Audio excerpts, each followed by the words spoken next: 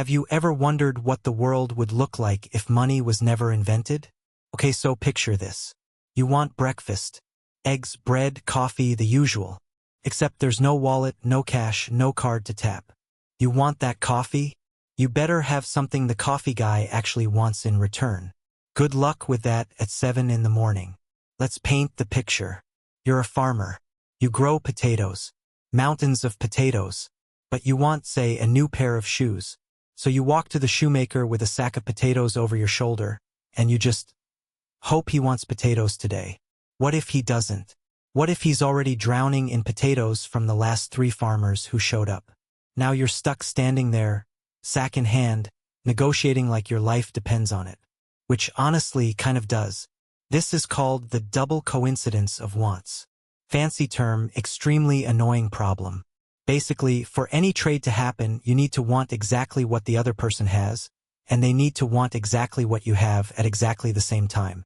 Good luck lining that up every single day, for every single thing you need. Now imagine trying to buy a house with potatoes. You'd need an absolutely absurd number of potato sacks. The seller would need somewhere to put them. Your entire life savings would be a rotting vegetable mountain sitting in a field, slowly turning into something nobody wants to trade for anything. Wealth would be perishable, literally. And forget saving up for the future. Try storing wealth as live chickens or fish or grain for 10 years. Chicken steep. Fish rot. Grain gets eaten by rats or ruined by damp. Every single thing you might use as money has an expiration date, and it's usually soon. So people got creative. Historical fact. Certain societies used massive carved stone discs called rye stones on the island of Yap in Micronesia as currency. Some of them over 10 feet across. Way too heavy to actually move. Ownership just transferred verbally, everyone in the community remembering who owned which giant rock. Imagine trying to buy a coffee with that. I'll trade you ownership of the giant rock 3 villages over. The coffee guy just stares at you. Other places used cowrie shells or salt or cacao beans. Actually, here's a fun one. The word salary comes from the Latin word for salt, because Roman soldiers were partly paid in it. Salt was valuable enough back then to be worth fighting over, hoarding, and yes, occasionally stealing off the back of someone else's cart in the dead of night. But shells crack. Salt dissolves in the rain. Rocks can't fit in your pocket. None of it really worked long-term. You needed something durable, something rare, something small enough to carry but valuable enough that everyone agreed it mattered. Which is exactly why humans eventually landed on metal coins, and later paper backed by trust in a government instead of the metal itself. Without any of that, every single transaction in your life becomes a full negotiation. Want a haircut? Better have something the barber specifically wants. Need medicine? Hope the healer is in the mood for whatever you're offering that week. Markets would grind to a crawl.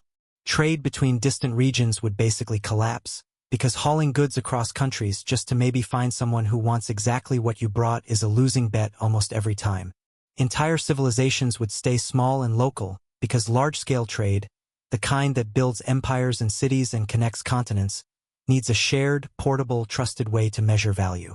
Without it, you're stuck bartering with your immediate neighbors forever, and your economy never really grows past everyone in this village knows everyone else's stuff. And think about specialization. Right now, you can be really good at just one thing, say writing or fixing engines or baking bread, and trade the fruits of that one skill for everything else you need in life.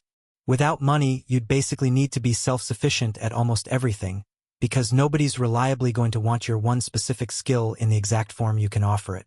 Society loses its accountants, its poets, its engineers. Everyone just becomes a slightly worse version of a subsistence farmer. So the next time you tap your card for a coffee in about 4 seconds flat, appreciate what that tiny beep represents. Somewhere in Yap, a version of you is dragging a 10-foot stone disc across a village just to buy breakfast. And that, my friend, is why you should never take money for granted.